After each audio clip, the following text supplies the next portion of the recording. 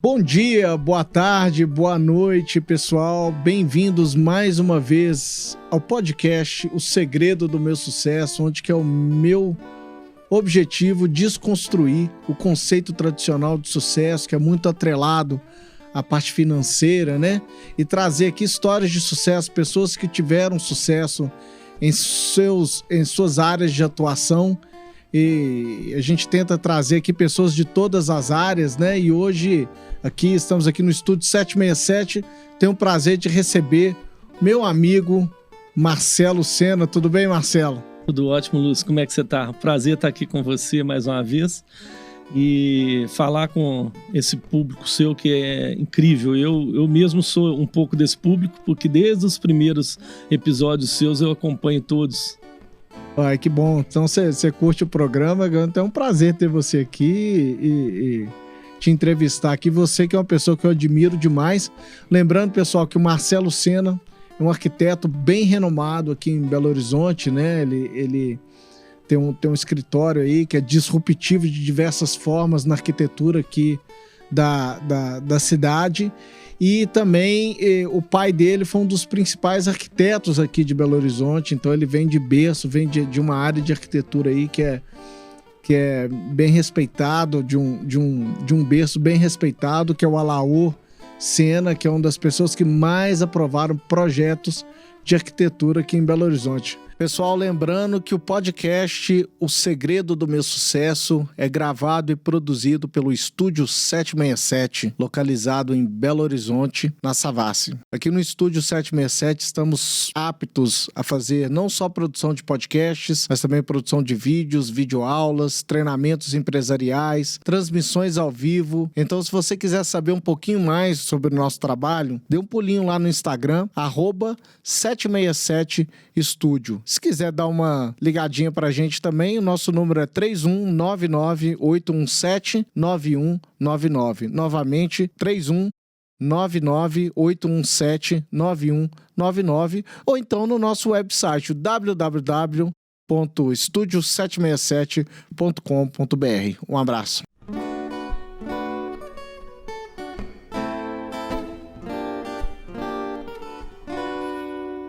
Mas então, Marcelo, como é que estão as coisas? Tá trabalhando muitos projetos aí, vindo... Tudo ótimo, cara. A gente está trabalhando muito, o escritório está muito produtivo. Eu tive algumas questões agora na pandemia que eu tive que resolver, que foi a questão do trabalho não presencial, né? Para mim foi difícil de lidar, porque a gente trabalha com equipe multidisciplinar, a gente trabalha com ideias que são geradas em grupo. Então essa coisa da distância foi um pouco complexo e aí nós adotamos uma nova forma de trabalhar semipresencial que possibilitou a gente voltar ao trilho, né? Como se diz, conseguir ajustar os projetos, ajustar as ideias. E aí agora nós já estamos, nessa pandemia eu consegui crescer minha equipe aí 40% a 50% praticamente. Entendi.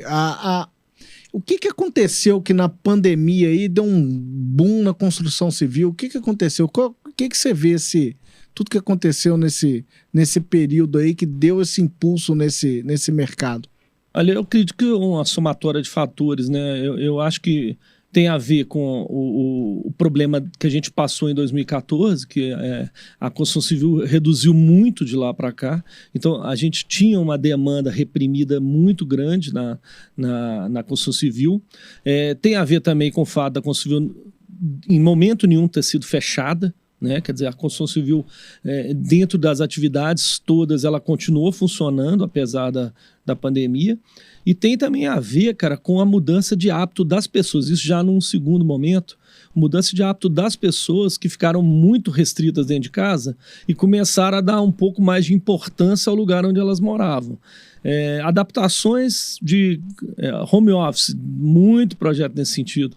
Casas, cara, moro em apartamento, tô me sentindo preso aqui dentro, eu quero morar numa casa, quero ter um sítio. Isso também favoreceu muito o crescimento da construção civil.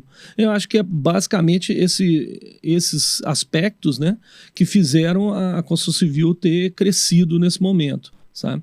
Mas eu ainda acho, na minha opinião, é um crescimento ainda pouco sustentável, um crescimento que não agregou ainda para os profissionais da área melhoria salarial, melhoria de ganho, e isso deve ser uma coisa batalhada com o tempo e mostrando realmente a importância dessa área para o Brasil. Nós temos hoje um dos maiores déficits habitacionais do mundo. A gente tem uma necessidade de construir casa para milhares de pessoas, né? Então, muito se falou de bolha nessa época de 2014, bolha imobiliária, e isso nunca foi verdade, porque a nossa demanda por imóvel é enorme. Nós precisamos de botar muita gente para morar ainda. Então, isso quer dizer, nós temos condição de ter um crescimento sustentável nos próximos anos e que seja duradouro.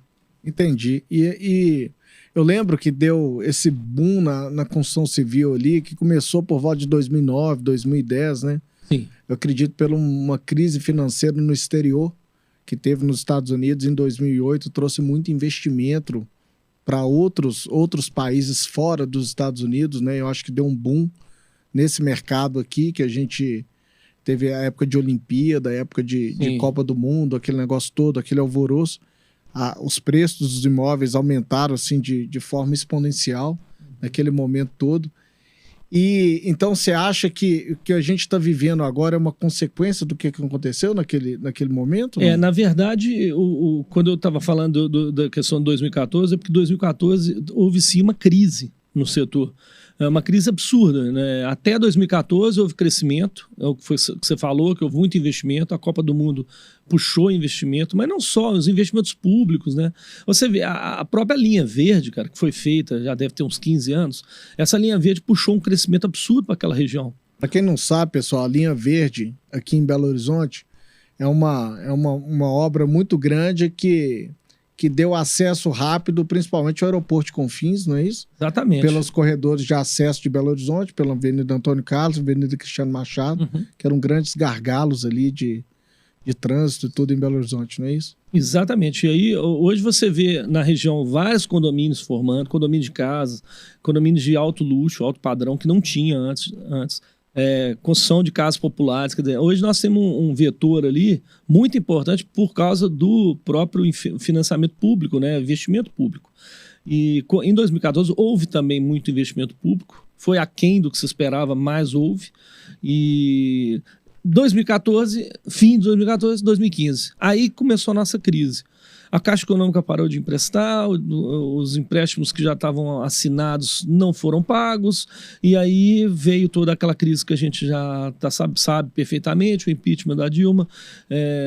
Não quero entrar em fatores políticos, mas isso tudo gerou uma diminuição absurda na construção civil que precisava recomeçar. E esse recomeço estava programado já para 2018, 2019, mas sempre com passo de tartaruga, talvez por causa da questão política mesmo e tal. E nesse momento a construção civil precisou de romper. E eu acredito que tem a ver muito também, né, esse aspecto que eu não toquei, mas que tem que ser dito, a taxa de juros, né? Se você tem dinheiro guardado e seu dinheiro está te rendendo aí 0,5% ao ano, você naturalmente vai pegar dinheiro, vai botar em outro lugar. Hoje, na verdade, quem deixa dinheiro guardado em poupança está perdendo dinheiro, né? Que a inflação hoje... Ela está comendo esse rendimento. Ela está maior do que o rendimento que você tem no investimento conservador, como poupança. Uhum. Então você acaba perdendo dinheiro e acaba injetando recurso na sociedade. Então, quando a gente começa a ter uma taxa Selic aí que aproxima de zero, esses investimentos em outras áreas começam a ficar interessante. Porque na construção civil, você com pouco investimento, aí você consegue 3%, 4% ao ano. Né? Ou 4% até ao mês, dependendo do seu investimento. Isso pode ser absurdo, mas pode ser real. O que está atrapalhando agora o nosso desenvolvimento, ao mesmo tempo, é a questão do custo de material, que subiu absurdamente. Então, isso também vai refletir, em pouco tempo, numa diminuição do investimento, porque as pessoas já estão refazendo suas contas e vendo que muitas vezes não vai valer a pena construir. Né? Porque na hora que você tiver com o imóvel pronto, ele não vende pelo valor que custou. Então, assim, isso é um problema que nós temos que enfrentar. Eu acho que o fim da pandemia vai ajudar muito nisso, porque a gente volta a ter a produção nas cargas mais altas, as entregas de material, as entregas de todos os itens envolvidos na construção civil, e equilibrar os preços, principalmente de ferro, de aço, de alumínio, que está realmente absurdo, assim, né? E é isso, nós precisamos de enxergar um cenário mais claro, mas, né, para continuar o crescimento da construção civil, que ela é muito importante para o país. E com esse boom da construção civil, obviamente, aumenta muito a demanda pelo seu serviço, né, Marcelo? Você é arquiteto aqui, faz maioria obras comerciais, não? Residenciais, comerciais? Então, o meu escritório assim, é muito diversificado, né, cara? Eu tenho projeto em todas as áreas, praticamente indústria, comércio e hotelaria, eu faço de tudo mesmo, assim, um negócio, talvez seja exatamente o meu começo profissional que me fez chegar nesse ponto, mas eu tenho hoje projeto em várias áreas, mesmo atualmente fazendo, estou muito satisfeito. E para você conseguir atuar nesse mercado dessa forma tão heterogênea, como você faz, você precisou, para você ter sucesso, o sucesso que você tem um escritório fantástico aqui, que eu já visitei, profissionais super capacitados, você mesmo que foi a pessoa que desenvolveu o nosso projeto aqui do estúdio, que só rende elogios aqui constantemente, todo mundo, pessoal que vem aqui fala, cara, quem fez esse projeto para você foi muito legal, e entre os seus diversos outros projetos, você teve que passar por um processo bem disruptivo para você conseguir atuar nesse meio de arquitetura, que é diferente do que os outros escritórios, né? Você atua só numa gama maior de tipos de projeto que você faz, mas também com uma... Eu não sei como dizer isso, mas você atua também com aprovação de projeto, sim. Com diversas áreas que são mais... São quase excludentes. Não, é porque muitas vezes você contrata um escritório de arquitetura para fazer uma coisa, um outro profissional para fazer outra, e você tenta ser um one-stop shop, vamos dizer assim, né? Onde que todo mundo chega ali e já resolve todos os problemas dele. Exato. E para isso você teve que desenvolver a parte gestacional do seu escritório de uma forma mais profunda, né? Com certeza, porque é o que eu falei de multidisciplinaridade, né? A gente, quando tem uma proposta dessa de escritório, e eu abracei essa forma de trabalhar lá atrás, ainda que contra todas as recomendações que eu poderia ter, porque assim, quando você vê arquitetos em formação e as recomendações que são feitas, né? Tente especializar, tente buscar uma coisa em que você é muito bom e tal. E eu acho que isso é até o ideal mesmo. E falei do meu pai, né, mais cedo para você, conversando à parte, né, que meu pai conseguiu especializar, ele fazia prédio para construtora e pronto. Agora, devido assim à minha formação, isso não aconteceu. E eu achei, assim, por outro lado, interessante, porque como eu trabalho com tudo, os mercados se fecham, outros abrem. Então, eu não tenho dificuldade assim, de ultrapassar crises, porque eu estou sempre tendo algum tipo de mercado que me abraça, que me consegue dar volume no meu trabalho em tempos quaisquer, né? A construção civil diminuiu, mas eu fiquei muito tempo fazendo desenho de apresentação. Eu posso fazer projetos para aprovação de casas em condomínio, e eu faço casas de 2.000 metros quadrados. Assim.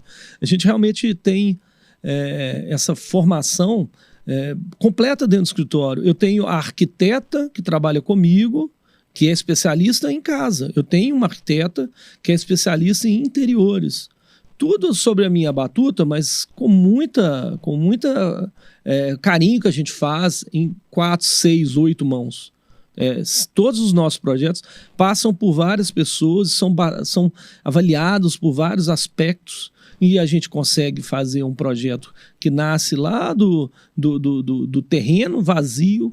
A gente projeta uma coisa, a gente apresenta as imagens em 3D para o cliente, a gente faz o detalhamento, a gente acompanha a construção e compra do material, e aprova na prefeitura e entrega a obra pronta. Quer dizer, é conveniente para o cliente ter um profissional que possa seguir todas as etapas do processo com ele.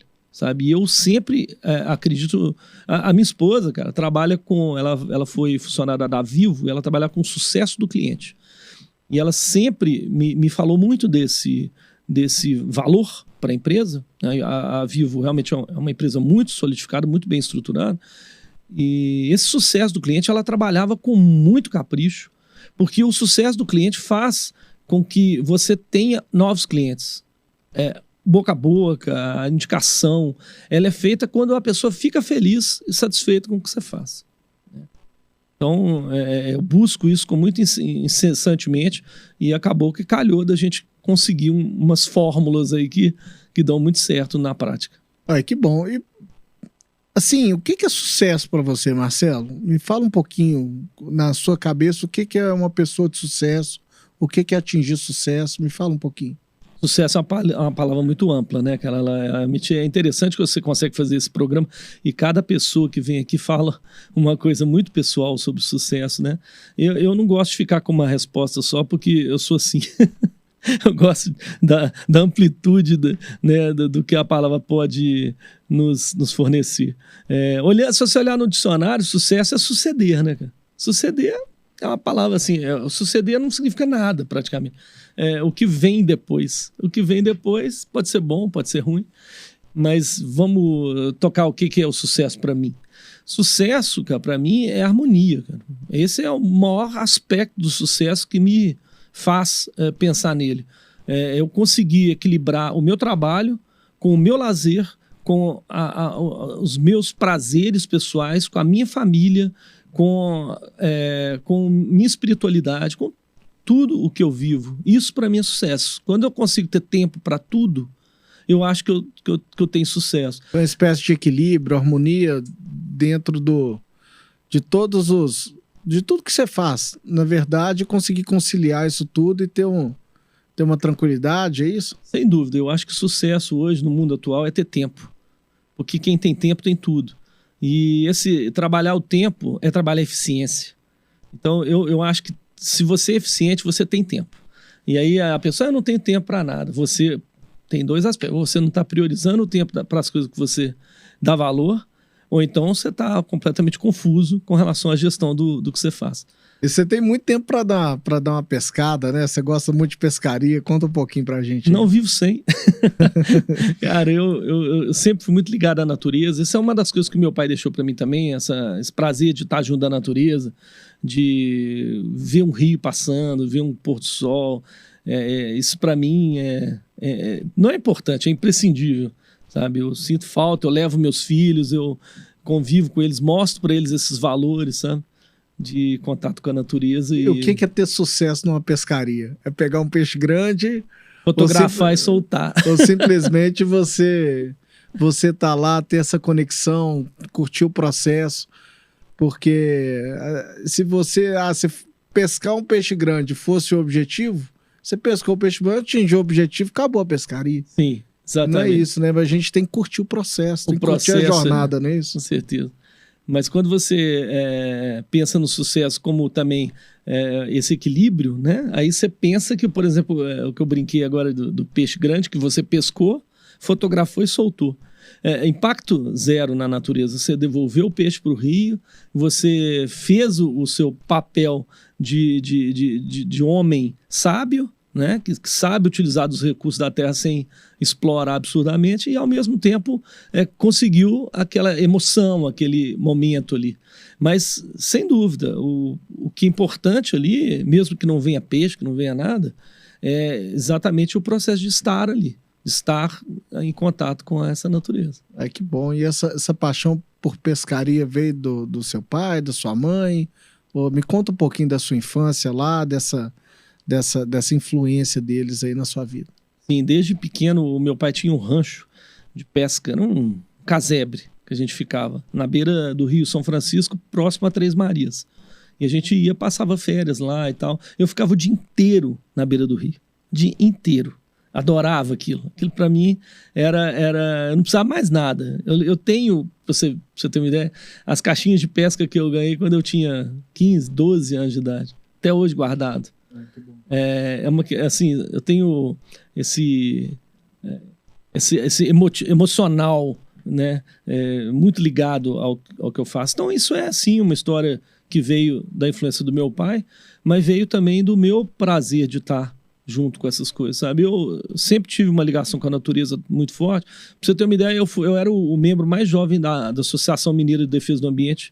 Aos 11 anos, eu fui sócio da ANDA, né? E meu pai me ajudava muito dessa participação. Ele fazia questão que eu participasse. E essa ligação é desde criança com a natureza. E eu sempre respeitei muito a natureza. Acho que o arquiteto tem que saber respeitar a natureza. Então, seu pai era arquiteto, né? Ele formou em arquitetura aqui em Belo Horizonte também? Sim, na Federal. Ele formou em 1958. 1958. E sua mãe, o que ela fazia? Minha mãe, ela era dona de casa, sempre foi. E em 1976, 77, nasceu um irmão meu que ele tem uma síndrome, né? Não é a síndrome de Down, é uma síndrome que pouca gente conhece, chama Nusnan.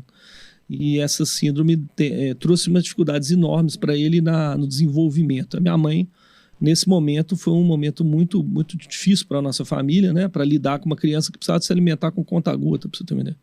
E aí, em 77, 78, a minha mãe resolveu voltar a estudar. Foi uma motivação que ela teve para poder se manter viva. Ela fez o curso de psicologia, formou em psicologia, atuou pouco na área, sim, mas foi muito importante para ela se sustentar como pessoa. E a entrada da psicologia na minha família foi muito importante, porque todos lá em casa acabamos fazendo terapia e isso foi muito revelador assim, para o nosso autoconhecimento, sabe? Entendi. E então, na sua casa, você e seu irmão?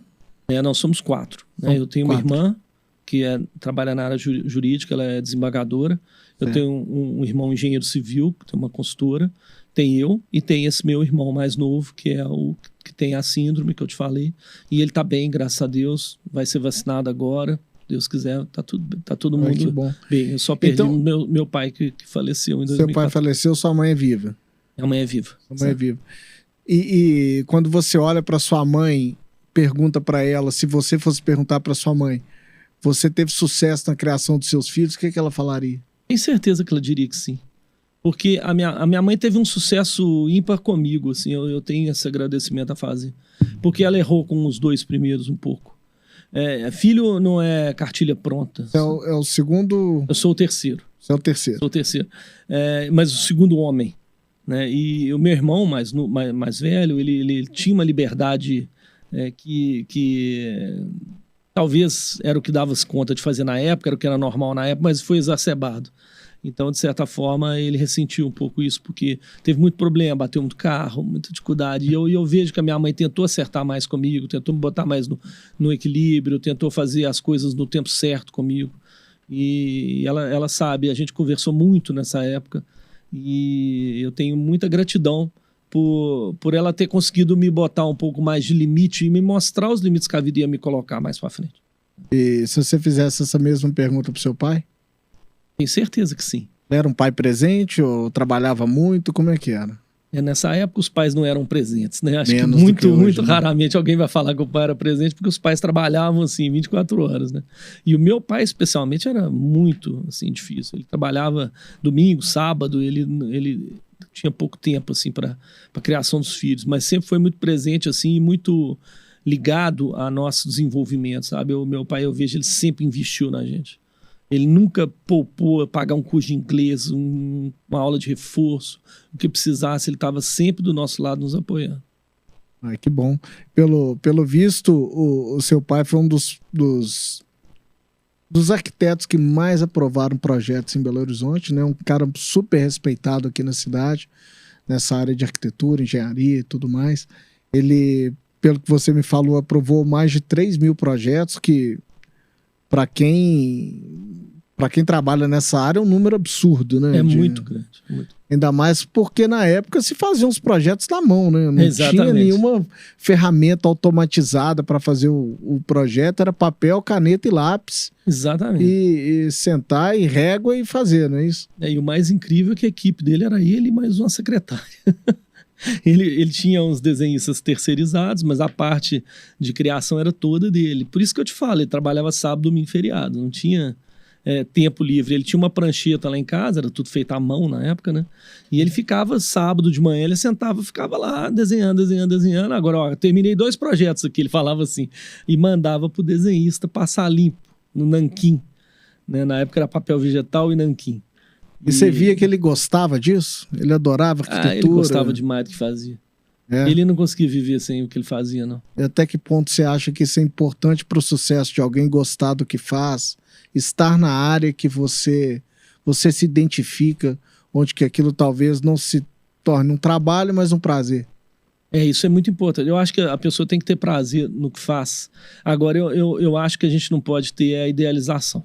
Né? Porque a minha vida é muito boa, porque eu amo o que eu faço e eu não tenho problema. Isso não vai existir, cara. Ninguém vai vir aqui falar isso com você. Tudo na vida tem as dificuldades, tem as coisas que te frustram, que você queria que fosse diferente, mas não é do jeito que você quer, é do jeito que a vida te apresenta. Então, isso aí eu já estou consciente. Amo o que eu faço, meu pai amava o que faz, mas com certeza tinha alguma coisa que podia ser melhor. E isso vai ser assim, nós não estamos aqui para ser acariciado, nós estamos aqui para trabalhar, atender uma demanda social. Eu sou muito assim, tranquilo e claro com relação aos objetivos da minha profissão, que são objetivos sociais. As pessoas apresentam os objetivos para mim. Eu tenho que cumprir, de certa forma, fazendo o meu melhor e fazendo sempre algo mais que essa pessoa não está esperando, mas dentro da cartilha que a gente espera, que as pessoas esperam de você. Não adianta você querer reinventar o mundo. Sabe? O mundo se apresenta, você tem que fazer, e por mais que você tenha liberdade, eu acho que a arquitetura me apresenta muito pouca liberdade, muito menos do que as outras artes, por exemplo, mas é o que eu tenho, é o que eu gosto de fazer, realmente sou apaixonado e para mim isso é valor, você gostar do que faz. Eu acho que não teria continuidade se não fosse assim. Você acorda bem na segunda-feira para ir para trabalhar? Acordo, cheio de pepino, mas acordo. Você acorda bem, você não tem aquela decepção que muita gente tem, né? Nossa, estou indo trabalhar. A gente está gravando isso aqui numa segunda-feira, né? Aqui no estúdio 767, aqui na Savassi. E eu acordei para vir hoje muito empolgado, fazendo o que eu gosto de fazer, gravando podcast, trabalhando no estúdio. Então eu acho que isso é um fator muito grande para o sucesso. Mas também precisa existir essa harmonia, esse equilíbrio que você mesmo falou, né? Se você fosse pescador, você ia perder muitas vezes o tesão na pesca e não ia ser algo que te sustentaria de uma forma adequada, né? Então, eu acho que você achou uma profissão, algo que te traz um retorno, te permite ter todo o sucesso que você tem e passar isso para os seus filhos e, ao mesmo tempo, poder ainda ser um pescador de fim de semana, né, às vezes. Com certeza, cara, é isso mesmo, você tem toda a razão. A gente precisa de ter os nossos prazeres, né? Mas o trabalho é a fonte de todo conhecimento, de todo desenvolvimento que a sociedade precisa. A gente é cobrado pela sociedade de apresentar alguma coisa que faça ela desenvolver, né? Você não pode chegar e achar que as coisas vão vir te servir, né? Nós temos que servir a sociedade. Galera, lembrando que o podcast O Segredo do Meu Sucesso é gravado no estúdio 767 em Belo Horizonte. Estamos localizados na Savassi e somos especializados em produzir podcasts da mais alta qualidade. Aqui no estúdio estamos preparados para criar, gravar, finalizar e publicar o seu podcast com a mais alta qualidade. Então, se você estiver aqui em Belo Horizonte, dê um pulinho aqui no estúdio. Estamos aqui na Praça da Savassi, na Rua Antônio de Albuquerque, número 606, sala 404. Se você quiser nos seguir no Instagram, é @767estúdio. O nosso número é 31998179199. Repetindo, 31998179199. E que tipo de modelo você acha que os seus pais foram para você? Seus pais, sua escola, a sua força de vontade, a sua genética, para construir, a chegar a ter um sucesso que você tem hoje? O que cada um desses fatores representou? Talvez um esporte, não sei se você chegou a fazer algum esporte quando você cresceu, ou talvez a música, que eu sei que você gosta muito de música também. Até que ponto esses fatores são determinantes aí para você ter um sucesso, não só profissional, mas um sucesso pessoal aí? Eu acho que, assim, é uma pergunta complexa, assim, de responder, mas eu vou tentar sintetizar, assim, essa questão. Bom, o que a gente não necessariamente vai nos transformar em algo de sucesso, né? Nem no sentido do sucesso financeiro, muito menos no sentido de um sucesso mais amplo, que para mim é muito mais difícil do que propriamente o dinheiro. O que eu pondero é o seguinte, cara, aí eu volto na questão do autoconhecimento. Quando você sabe o que gosta, sabe o que quer, você provoca algumas reações nas coisas ao seu redor para te trazer isso para perto de você. É o propósito, né? É o propósito. Então, assim, eu amo música, mas infelizmente eu sou um músico que não deu certo. Eu não sei tocar nada, eu nunca consegui tocar um instrumento, não tenho habilidade para isso, mas amo música, então eu tenho ouvido musical. Agora, a música me ajuda na arquitetura. Você não vai pensar como. Cara, a música é ritmo, a arquitetura Falar é ritmo. de música, pessoal, quem quiser ter ver uma coleção de discos de vinil fantástica, dá uma ligada pro Marcelo e vai lá na casa dele pra você ver a parede. São quantos discos você tem lá? Eu não tenho tantos, não. Eu tenho uma prima que tem 5.000 discos. 5.000 discos? Eu tenho só 600. Entendi. Mas são bem selecionados. É uma boa coleção. A década de 80 tá bem representada lá. Eu tenho alguma coisa de 70, mas é mais 80 e 90. Mas desculpa te interromper, continua. Não, que isso, de forma alguma. Aí você tá falando da construção ali, que a música foi importante, você tem um propósito, você tem um senso de propósito, tudo ajuda, né? Com certeza, então ajuda demais. Mas eu acho, assim, que a gente tem que se autoconhecer para poder ter sucesso, cara, porque a gente sabe exatamente o que a gente quer. Não é o céu é o limite, isso não é uma verdade. O limite é exatamente o seu equilíbrio, cara. Você pode conquistar tudo, ser o melhor arquiteto do mundo, mas você não é feliz. Isso não é sucesso para mim. Sucesso, para mim, ele tem que estar enraizado em conceitos fortes de família, de amizade, sabe? Eu prezo muito meus amigos. Eu faço questão de estar com eles, sabe? De estar apoiando eles na dificuldade, de receber o apoio deles também quando preciso. Sua família, seus filhos. Com certeza, com certeza. E eu sou um pai muito presente, cara. Muito amigo dos meus filhos. Sua equipe de trabalho. Também, nossa, pessoal, assim, a gente tem muita conexão. Eu tenho prazer em ensinar para eles, sabe? Eu não sou um professor de primeira, não, mas algumas sabedorias que a gente traz com a vida, a gente consegue passar para eles. E você tem seu pai, que ele tem tanto sucesso aí na arquitetura, foi um cara muito relevante aqui na cidade de Belo Horizonte.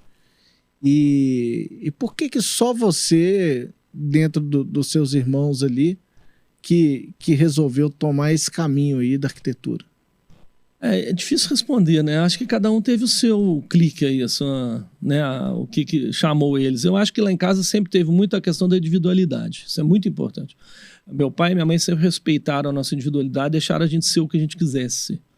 E a minha irmã sempre muito ligada a essa área jurídica e tal. O meu irmão já gostou dessa área de empreendedorismo, ele sempre foi muito desenvolto, muito solto assim para fazer as coisas, gostava ele mexe com construção, né? Tem uma consultora, não é isso? Exatamente, ele gosta dessa coisa de correr atrás, de coordenar 10 coisas ao mesmo tempo e tal. E a construção civil para ele foi perfeito. Eu acho que estamos todos assim, muito vocacionados, né? E eu acabei ligando a arquitetura. Eu achava sempre que minha área era de criatividade.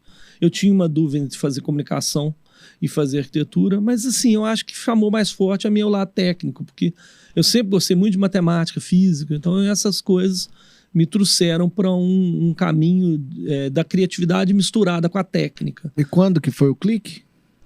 Olha, vou te ser sincero, eu provoco muito meus filhos nesse sentido. Eles falam, porque eu acho que a gente aos 12 anos já devia escolher a profissão e seguir. Falei, com 20 você não sabe. Com 20 anos, você não está preparado para escolher sua profissão, na minha opinião. Tá? Posso estar errado. Quando eu entrei na faculdade igual a qualquer um, achando que sabia o que eu queria. Mas isso foi, aos poucos, se mostrando para mim. Né? Não foi assim, a certeza que eu tinha feito a coisa certa. Mas, quando eu comecei a desenvolver um trabalho dentro da escola, e eu fui, aos poucos, separando um pouco do trabalho do meu pai e me enxergando enquanto profissional, ali dentro da escola eu comecei a me destacar. Foi ali que eu comecei a tirar boas notas em matérias de projeto, ter bons retornos de professores, grandes arquitetos que trabalharam, né, na escola de arquitetura, né, o Gustavo Pena, Flávio Almada, são professores que a gente não esquece, que a gente teve contato, e pessoas que me deram força nesse momento, falaram assim, não, Márcia, você tem algo a apresentar, sabe? Ali eu acreditei, e eu comecei realmente a me dedicar. Eu virava noites trabalhando, fazendo os trabalhos de escola, e aquilo foi uma busca pelo meu autoconhecimento muito pesado, e foi doloroso, mas essa busca me resultou numa consciência. Quando eu formei, eu sabia que aquilo ali era a minha vida. Mas aparentemente você teve, durante esse seu processo de estudo ali, você formou na Universidade Federal de Minas Gerais, né? Você passou um momento ali que teve uma desconfiança, né, do que você realmente queria, não é isso? Com certeza. Acho que todo mundo passa um pouco por isso, né? E ali eu me testei. Eu falei assim, se for para ser, eu tenho que ser bom. Eu não tô aqui para fazer mais ou menos. E eu quis buscar algo diferente. Lógico, cada um é bom num sentido. Tem gente que é melhor num aspecto, outro é melhor em outro. Mas eu sabia conscientemente que eu tinha que ser bom. Agora, ali foi o momento da virada. Quando eu consegui tirar notas totais nos 2 últimos projetos, eu sabia que eu estava no caminho certo. Porque os meus professores eram muito exigentes. Eles não me deram nota total só porque eu era filho do meu pai ou qualquer coisa que o valha. Foi pela minha dedicação e pelo meu esforço ali de apresentar algo diferente, algo que era a minha personalidade. E nesse todo esse período acadêmico seu, sem ser seu pai, quais foram as referências que você teve também para ser o que você é hoje, com quem que você se espelhou? Então, cara, eu sempre gostei muito de música, cara. A música para mim sempre foi uma coisa muito, muito importante, assim. Não vou nem citar a banda aqui, porque eu acho... Pode citar, ué. Não, mas não vejo sentido. Mas sempre gostei muito de música. Eu sou uma pessoa assim que não tem preconceito, eu escuto diversos estilos musicais sem julgar. Eu sou exigente, não gosto de qualquer coisa, mas também não boto limite no que eu posso vir a dizer que é uma música de qualidade. E a música foi assim, o meu primeiro momento de introspecção e de autoconhecimento. Isso para mim foi muito forte. Mas depois eu comecei a conhecer esses professores incríveis que eu tive lá na escola, e esses caras me influenciaram muito. Mas eu posso citar que o Gustavo Pena e o Flávio Almada foram os que mais me marcaram. Assim. O Flávio Almada estava num período muito produtivo, os projetos dele me agradavam demais, assim, os conceitos que ele fazia, e ele era um cara muito ligado à forma. Ele sabia usar a forma a favor dele, ele sabia harmonizar a forma, assim como o Gustavo Pena, que é um cara incrível, que o trabalho dele é maravilhoso, e ele sabe também usar a forma a favor dele, mas também com uma questão de conceito muito, muito importante. Ele faz uma arquitetura com uma poesia embutida, e isso sempre me trouxe esse prazer de fazer arquitetura. A arquitetura que eu faço hoje, ela busca isso de uma forma um pouco mais pragmática. Eu ainda não tenho muito cliente que me demanda esse tipo de arquitetura, assim como demanda hoje do Gustavo Pena, que é um nicho de mercado ainda difícil. Mas sempre busco nos projetos mais simples. Tanto que o meu lema é em qualquer escala. Sabe? Eu trabalho em qualquer escala. Se eu vou fazer uma guarita de um condomínio, se eu vou fazer uma indústria de 20 mil metros quadrados, não faz diferença. A forma que eu insiro o objeto arquitetônico na natureza, nas coisas, que ele vai conversar com o que está em volta. Isso, para mim, faz todo sentido. Você estava falando desses nichos de mercado, a gente estava conversando antes de iniciar a entrevista isso. Talvez o nicho... Explica um pouquinho para o pessoal de casa os diferentes nichos de mercado. Por exemplo, a gente estava falando do nicho de mercado, por exemplo, de Oscar Niemeyer, que é uma proposta diferente, mais artística e tudo mais, do que talvez o que seu pai fazia, que era uma metodologia mais pragmática da arquitetura, onde que ele tinha que desenvolver ali diversos tipos de projeto de forma rápida. Explica um pouquinho pra gente isso aí. O Oscar Niemeyer é uma página à parte, né, cara, da arquitetura. Ele sempre foi muito criativo, tem uma formação artística muito consistente e desde cedo ele teve um patrocínio do governo, né? Depois ficou até uma coisa meio fora do normal, né? O que exploravam dele. Já chegou a conversar com ele, não? Não tive oportunidade, não. Seu pai? Não tivemos a oportunidade de conversar com ele, não. Mas assim, a gente revisa o trabalho dele com muita frequência e eu acho que o Niemeyer, cara, ele foi mal utilizado assim, por muitos governantes que queriam fazer valer da capacidade que ele tinha de fazer grandes monumentos, né, como uma marca de gestão, né, uma marca de criar valor numa gestão política. Isso eu acho que prejudicou um pouco, assim, até o próprio trabalho do Oscar Niemeyer, que é genial, cara, não tenho o que falar. O meu pai é de outra escola, meu pai é um engenheiro arquiteto, né? Ele é pragmático, ele trabalhou oferecendo soluções de planta mais otimizadas, mais funcionais, aproveitando melhor as brechas da legislação para beneficiar o prédio em si. Então, é uma forma de trabalhar. E você me perguntou sobre nichos, né, cara? Isso. Você tem... por isso que é diferente, né? Você pode considerar esses dois nichos, assim? Não, o Niemeyer não é um nicho, não. O Niemeyer é um caso à parte. Não tem nada a ver com o mercado. No mercado não existe Niemeyer. Niemeyer é um meio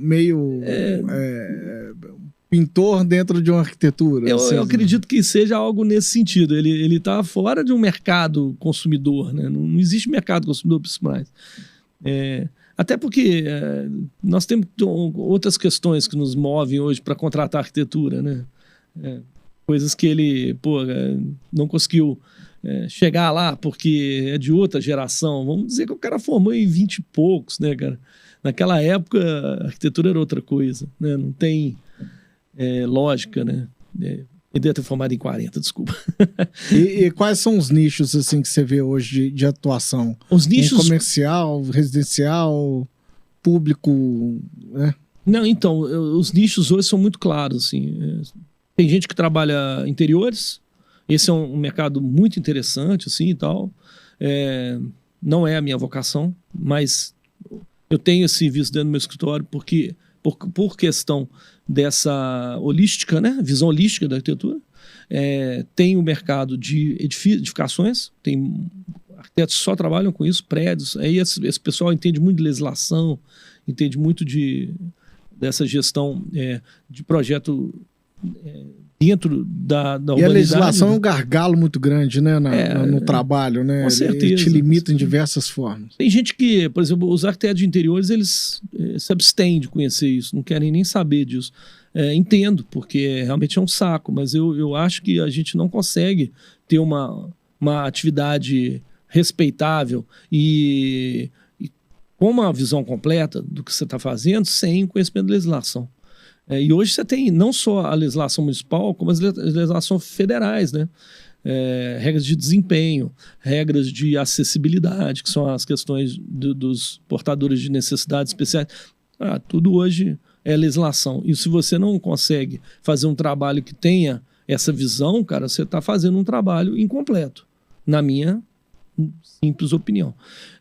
Além desses mercados, tem o mercado comercial, tem muita empresa que só trabalha comercial, corporativo, arquitetos só fazem escritórios, grandes escritórios de empresas, né? Deve ser um mercado que está muito difícil hoje, porque as empresas estão fechando escritórios, né? E tem também a parte industrial, né? Você mexe galpões, indústrias, né? todas as especificidades da arquitetura, assim, eu estou citando algumas, mas tem muito mais. Mas todas requerem um conhecimento muito abrangente. Porque a arquitetura, cara, eu costumo brincar, o arquiteto tem que saber de tudo. É difícil um profissional que precisa saber de tanta coisa diferente. A gente tem que entender de conforto acústico e tem que entender de material alumínio, a gente tem que conhecer de vidro, a gente tem que conhecer de pisos laminados, iluminação. É muito complexo. Parece que é fácil. Mas, sim, igual eu te falei, multidisciplinarmente você tem a equipe e cada um vai te ajudar num tocante diferente dessa equação. Você acha que hoje em dia, principalmente os arquitetos que estão vindo aí para o mercado, para ele ter sucesso nessa profissão, você indica uma especialização nesses nichos ou talvez fazer um pouco como você faz, que é uma abertura para conseguir trabalhar nesses nichos diferentes?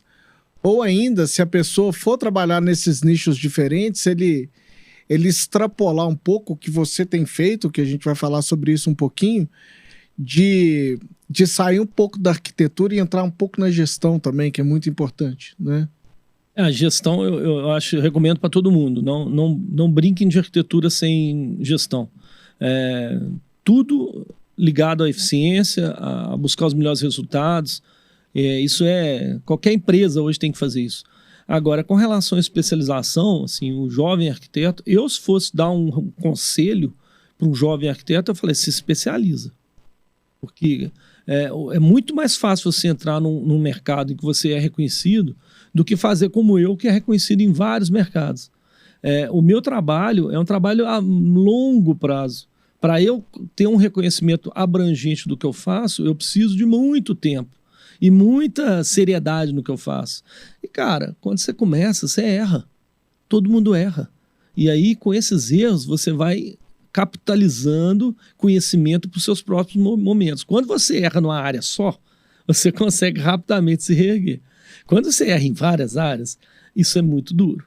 É muito difícil. Então, eu recomendo que o arquiteto jovem ele se especialize e saia do que todo mundo faz. Costumo brincar. Gente, se todo mundo quer o verde, vai no azul. Se todo mundo quer o azul, vai no rosa. Faz alguma coisa diferente. Porque quando todo mundo busca a mesma resposta, essa resposta vai ficar batido e você vai sair fora de um interesse mercadológico. O mercado não te quer, porque você está comparando o seu trabalho ali com milhares e esses milhares vão ter preço para combater um ganho melhor para você, um desenvolvimento melhor para você. Então, como Albert Einstein dizia, né? Loucura é você esperar resultados diferentes fazendo as mesmas coisas, né? Com certeza. Tente se diferenciar, cara. E olha, tem muito espaço para inovação. Tá? Não só no que você faz, mas como você faz. Né? Esse aqui é o negócio. O que eu fiz, você vê que na maioria você é um especialista em franquia, né? Você já viu alguma franquia de arquitetura? Poucas. Então, assim, eu já vi muita gente, não muita gente, algumas pessoas falando sobre o assunto para tentar fazer algo nesse sentido, mas eu acho um pouco difícil. Por quê? Porque o arquiteto não tem formação de gestão. Então, a gente toca o nosso eu gostaria de ver uma franquia de arquitetura mais voltada para suprir necessidades do arquiteto que normalmente ele não a tem, que é a parte da gestão. Né? Que em meus trabalhos aqui de consultoria, que eu faço com todo mundo, com diversos profissionais de diversas áreas, quando eu chego em pessoas que são profissionais liberais e querem fazer alguma coisa na área de franquia, a primeira coisa que eu falo, lembre-se, gente, antes de você ser arquiteto, você tem que ser empresário, se você quiser fazer isso. Você tem que ser um gestor, você tem que ter a parte de gestão muito bem organizado no seu nicho, para depois você ser o arquiteto. Sem dúvida. Né? Porque, a não ser que você queira trabalhar para alguém. Né? Ser empregado de alguém, de alguma empresa, que não tem nada de errado nisso. Mas, por exemplo, a mãe da minha filha, ela é dentista. Ela se propôs a fazer um escritório de odontologia, bem montado, com diversas cadeiras, com diversos profissionais trabalhando ali. Você quer fazer isso? Sem problema. Mas lembre-se, você é empresária, empreendedora e gestora antes de ser dentista. Se você inverter isso tudo, você pode se dar mal, né? Sem dúvida. Mas eu gosto muito de uma frase do Renato Russo, que é ser barco a motor e insistir em usar os remos. A gente, na vida, muitas vezes a gente tem muita capacidade, tem muito potencial e não usa o potencial que a gente tem. Olha a música aí presente na sua vida. De novo, né? Sem dúvida. Com certeza. Então, é importante a gente ter um nicho, ser bom, né? Eu acredito que eu também falo isso muito. Seja tão bom no seu nicho de atuação, onde que você nunca vai deixar de ser relevante, né? Ou seja, quem é bom no mercado, o mercado estando em alta ou em baixa, em crise, trabalho para você não vai faltar. Concorda? Sem dúvida. E assim, eu já passei... nas primeiras crises que eu passei, foi quando eu estava formando, parece que teve uma crise em 98, aquele segundo governo do Fernando Henrique. Essa época a gente 98 passou... foi a crise do dólar, né? Que deu a desvalorização do dólar, a gente... a construção civil deu uma queda nessa época, depois retomou, até não foi uma crise muito longa, mas foi uma crise que eu estava ainda me preparando, ainda começando profissionalmente. Então eu senti muito ela. Mas depois dessa, cara, as crises vieram, a gente reposicionou no mercado, mas sobrevivemos, cara. Tanto que eu já estou com 25 anos de profissão, com o escritório montado, eu tenho empresa desde 97. A minha empresa já data dessa época, né? Desde cedo, meu pai nunca teve empresa, para você ter uma ideia. Sempre trabalhou como autônomo. E em 97 eu tinha formado há 2 anos, eu virei e falei assim, se eu quiser trabalhar para empresa grande, eu tenho que ter empresa. Porque ninguém contrata sem nota fiscal. E eu via meu pai pedindo nota fiscal para os outros, fazendo RPA, RPA não tem... As empresas não têm interesse em pagar RPA, porque é muito alto e não tem porquê. Ele é um dinheiro que você joga para o governo sem sentido. E aí, quando eu montei minha empresa, eu falei, para que eu estou montando a empresa, gente? Vamos ver, eu posso precisar dela. E, cara, nunca mais deixei de ter empresa e sempre usando a empresa nesse sentido, de buscar algo melhor. Serviços melhores, empresas melhores que contratam e precisam dessa parte. Perfeito, muito bom. E, Marcelo, vamos falar um pouquinho da sua área pessoal, da sua família. Quão importante é você ter uma família equilibrada, coesa, no seu sucesso profissional. E, obviamente, o quão importante é esse equilíbrio na sua parte profissional para você ter sucesso na sua família ali e relacionamentos pessoais, amigos e tudo mais. Sem dúvida, cara. Assim, minha família é tudo para mim, cara. Meus filhos, a minha esposa...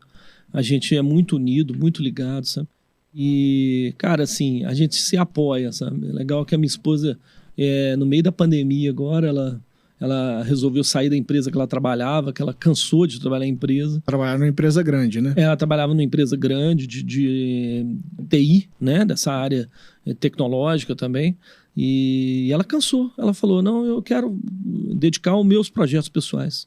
E eu dei uma força para ela, cara. Ela saiu da empresa que ela trabalhava e nós estamos lá investindo na empresa dela. A empresa dela está crescendo absurdamente rápido.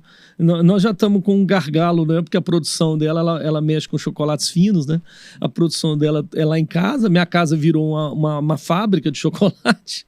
Muito delícia os chocolates lá. Dá o contato aí dos chocolates, o nome do... Cris Marques Chocolates Finos, ela tem um Instagram muito ativo. Ela Cris Marques Chocolates Finos.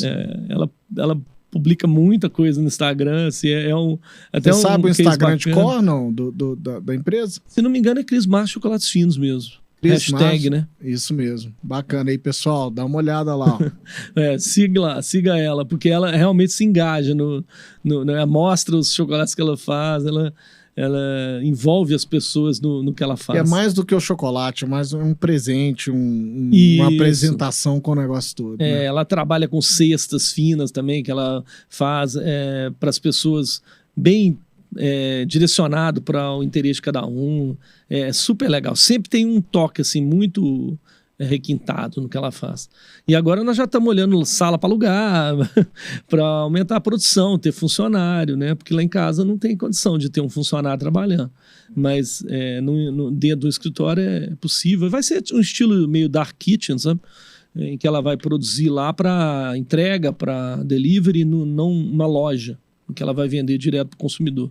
É importante, né, Marcelo? Você ter uma tranquilidade profissional no seu escritório, no que você faz. Eu conheço você bem, assim, como a gente tem um relacionamento pessoal.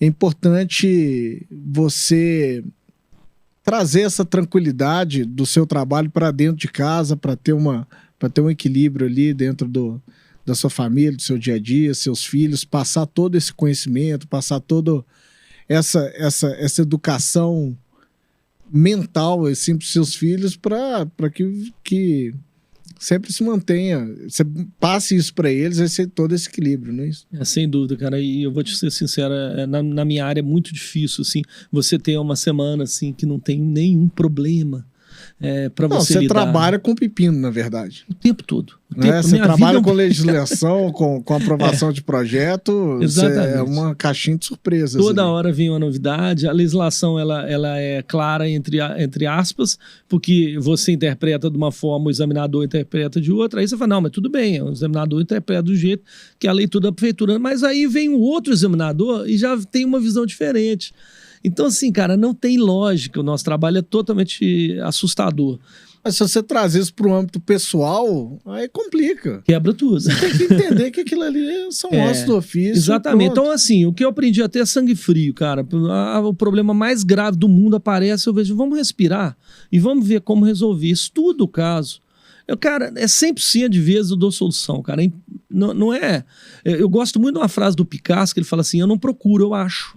Cara, quando você tem segurança que você vai dar uma solução, você acha mesmo. O problema é quando você fica ali criando mais problema em volta do problema. Quando você busca uma solução, você acha a solução. E tem jeito, cara. Tudo tem jeito. Só a morte que não tem. Ainda não deram jeito nela ainda. Aliás, você falou do Picasso, eu lembrei de uma... Eu tava assistindo uma entrevista do Paulo Navarro.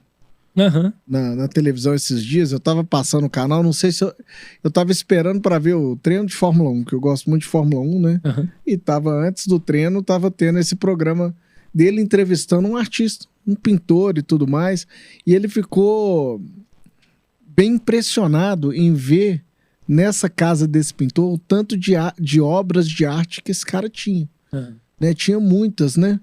Aí o Paulo Navarro perguntou para esse pintor, você acha que você tem muitas obras e tudo mais? Falou, não, nada. Nada. Para você ter ideia, o Picasso pintou 21 mil quadros na vida dele. Eu fiquei impressionado. Eu até, por curiosidade, eu pensei assim, quantos quadros em média seriam por ano, né?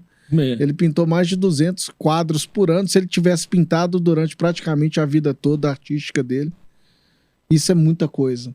E o Picasso também desenhava, né? Fazia rabiscos, ele desenhava lápis. 21 mil peças, né? Eu acredito, né? Então ele, para um mesmo quadro, ele fazia vários croquis diferentes, né? Possivelmente ele tem isso, né? De fazer testes também. Então o impossível é só até alguém ir lá e fazer, né? Exatamente. Você vê, por exemplo, você vê o sucesso, a gente falando de sucesso, a gente viu esse final de semana aí uma vitória do Lewis Hamilton, né, no GP da Espanha. É um cara que no passado, para quem entende Fórmula 1, para quem acompanha, você falar de 100 pole positions e 100 vitórias e 100 corridas era algo... A gente achava que o Michael Schumacher lá teria atingido isso tudo, teria sido o ápice do esporte, até alguém ir lá e vencer e ter um sucesso maior, né? Sim. E às vezes para esse cara ele não tem tanto sucesso do que ele gostaria de ser. Então é uma equação um pouco... Bem louca. Bem difícil. Cara, mas isso aí realmente, assim, a gente vai se superando, né, cara? E a humanidade vai se superando, né? A cada momento. Mas eu assim, acho que dentro da minha formação, assim, e do que eu pude aprender um pouco com a vida, cara, você quer ser empresário, você quer ser prestador de serviço, o que você quiser, você tem que buscar a gestão, cara. Se você não tem gestão e disciplina, cara, disciplina é tudo na vida. Se você não consegue ter gestão e disciplina, muito raramente você vai dar certo, cara. As pessoas mais organizadas, às vezes, conseguem achar seus caminhos de forma mais objetiva, né? Isso, para mim, é claro, cara. Não adianta você dar tiro para todo lado, fazer as coisas de forma atabalhoada. Faça com qualidade, faça com gestão, que você vai chegar lá. E o que espera o seu futuro aí como profissional, Marcelo? Cara, então, depois que eu entrei nessa aí de qualificar a minha empresa mesmo, cara, o meu sonho hoje é ter departamentos mais definidos dentro da minha empresa. Isso é um primeiro passo. Nós já conversamos sobre isso, né? Porque o Lúcio, além de tudo, amigo e tudo, ele é meu planejador, né? A gente faz planejamento anual todo ano, né? Visando planejamento estratégico, né? Para a gente visando os planos futuros de objetivos, né? Que a gente tem e repassa os do ano passado, rever o que foi feito, o que não foi feito, e aí a gente consegue ter objetivos. O meu objetivo atual é esse, é qualificar os departamentos dentro da empresa, e assim que eu conseguir fazer isso, eu vou partir para uma gestão tão organizada que possa virar franquia.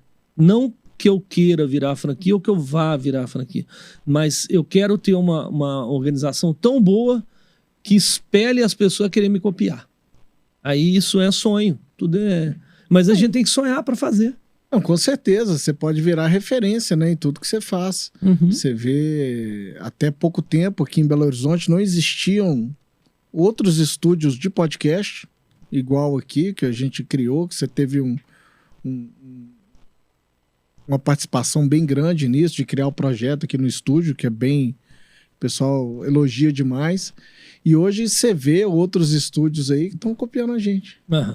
Né? Eles já querem... E eu vi até um vídeo do Átila Lamartino, ele lançou esse final de semana aí, que a vida é muito um Ctrl-C, Ctrl-V. É isso, todos os aspectos que, de certa forma, é assim, a gente vai ganhando conhecimento, vai copiando o que dá certo, o que não dá certo a gente elimina e vai andando para frente. Eu acredito que isso você teve muito um processo de tentativa e erro dentro do seu negócio também. Com certeza, mas eu acho que a gente não pode copiar só das coisas que a gente enxerga dentro da nossa área. A gente inova, né? A gente precisa de enxergar o que as outras áreas estão fazendo, cara. Né? Porque se os arquitetos não se desenvolvem em certo aspecto, quem se desenvolve? Vamos lá, às vezes o advogado já está conseguindo fazer isso, o médico está conseguindo fazer isso, mas como? O que eu posso buscar da experiência, do relacionamento de um médico para o meu caso? O que eu posso buscar da experiência de uma empresa de TI para o que eu faço? Então, eu sempre estou tentando pescar dentro das várias atividades quem está fazendo alguma coisa que eu não faço e que pode ser rica para a experiência do meu cliente, cara, porque é isso que a gente tem que buscar. O cliente está satisfeito, querendo te indicar, querendo trazer mais serviço. Inovar, né? Criar um novo, sair da caixinha, né? A primeira coisa que eu fiz, cara, que foi assim, um absurdo a diferença que fez, foi adotar um CRM, cara. Quando eu adotei um CRM dentro da minha empresa, eu falei, Jesus, como que eu sobrevivi até hoje sem isso? Aí comecei a fazer gestão financeira. Mas hoje eu tenho eu tenho gestão de projeto, tudo em softwares, né, em aplicativos de computador, que a gente faz gestão em qualquer lugar. Eu tenho a VPN, que eu acesso os arquivos dos meus projetos em qualquer lugar. Por exemplo, eu quiser trabalhar lá no norte de Minas, eu baixo o arquivo, eu abro o arquivo de lá, através da minha VPN. Então, assim, a tecnologia te dá muito caminho bom. Então, hoje, eu estou com tudo estruturado e estou pegando a gestão e terceirizando para pessoas dentro da minha empresa. Hoje eu já terceirizei meu administrativo, já não sou eu que faço mais. O próximo passo é o financeiro. e a contabilidade. Vamos fazer isso junto. Eu vou transferir a contabilidade financeira para outra pessoa, não vou fazer esse trabalho mais. Quer dizer, a cada dia eu vou ficando mais livre para poder focar no que importa. O que importa para mim é a arquitetura, né? Dar mais suporte para a minha gestão, para os parceiros, para as pessoas que trabalham comigo e melhorar meus resultados. Que bom. E hoje, quando você se olha de forma externa, deixa eu olhar o Marcelo, você se considera uma pessoa de sucesso? Cara, eu me considero sim, cara. Porque, igual eu te falei, essa questão financeira não tem a ver com sucesso. Para mim, o sucesso está ligado a um respeito que você tem das pessoas também. A conseguir conciliar o trabalho com os seus prazeres. Porque isso tem muita gente que não se permite, cara. Impressionante. A pessoa é um sucesso no financeiro, mas não se permite tirar um fim de semana para ela. Isso para mim não é sucesso. Para ele ok, ótimo. Mas se fosse assim a minha vida, eu não ia me sentir um sucesso. E o meu sucesso tá calçado exatamente nisso, né? Na vida que eu levo, que é uma vida que me permite fazer coisas, eu tenho uma liberdade para fazer, para usar do meu tempo do jeito que eu quiser, que pouca gente consegue. Que bom. E qual que é o segredo do seu sucesso, Marcelo? É difícil, né, cara? Mas eu acho que, assim, o segredo do meu sucesso é sempre... Eu tenho aquela frase do livro do Encontro Marcado que, para mim, sempre me persegue, que é... Né, ele fala assim, a frase que me marca é: de um tropeço, um passo de dança. Eu acho que a minha vida sempre foi assim. De cada tropeço eu fiz um passo de dança. Então, isso é o meu sucesso. Eu consegui tá sempre reerguendo, tá sempre levantando e fazendo diferença nas dificuldades que eu encontro pela frente e fazendo a diferença na vida das pessoas também, né? Isso. Que bom, que ótimo. E eu queria que, antes da gente terminar, que você falasse, você passasse para o pessoal de casa alguma sugestão de literatura, alguma coisa que você sempre se espelha ali, algum conteúdo, um livro, um vídeo, alguma coisa. Você tem alguma coisa para passar, pessoal? Eu acho que, assim, primeiro assistir o podcast do Lúcio. Que bom, obrigado. Que é muito bom. Mas vai melhorar. Assim, a gente vai tendo vários outros episódios aí, vai ser bem legal que tá vindo, que tá por vir aí. Com certeza, né? Cada dia gostando mais. Agora, assim, eu admiro muito o cinema também, eu gosto muito do cinema e eu indico muito um filme que marcou muito a minha vida, tanto na década de 80 quanto agora, veio uma refilmagem, que é o Blade Runner. É um filme, assim, que tem uma leitura do futuro, uma leitura do que nós estamos vivendo hoje, muito, assim... Eu acredito que eu não vi. Veja. É uma leitura difícil, pesada, mas ela mostra um sinal que a gente deve preservar a nossa humanidade. Sabe? Bacana que os androides no filme eles são mais humanos do que os humanos. Então a gente precisa de manter a nossa humanidade, a gente precisa de manter essa questão da relação interpessoal, da amizade, valorizar as pessoas e valorizar a natureza, cara. Se a gente não conseguir fazer isso, cara, nosso futuro é obscuro. É um futuro desses tipos de pandemia. Talvez vão ficar cada dia mais frequentes, né? E nós vamos ter que viver dentro de bolhas. Ai, que bom. E eu te conheço pessoalmente e vejo que você tá falando, realmente você traduz para verdade no seu dia a dia. Então, eu compactuo com o que você tá falando e a gente tem que trazer muito isso para uma atualidade que tem se distanciado muito disso. Com certeza. O ser humano tem que aprender a conviver com o que o envolve, né, cara? Cada dia mais fazer a diferença para melhor, né? Isso mesmo. O Marcelo, o pessoal entrar em contato com você, site, número de telefone, e-mail, fica à vontade aí de fazer seu merchan aqui e passar para todo mundo. Obrigado. Eu tenho um Instagram, hashtag Marcelo Sena Arquitetura. Tenho o Facebook, Marcelo Sena Arquitetura também.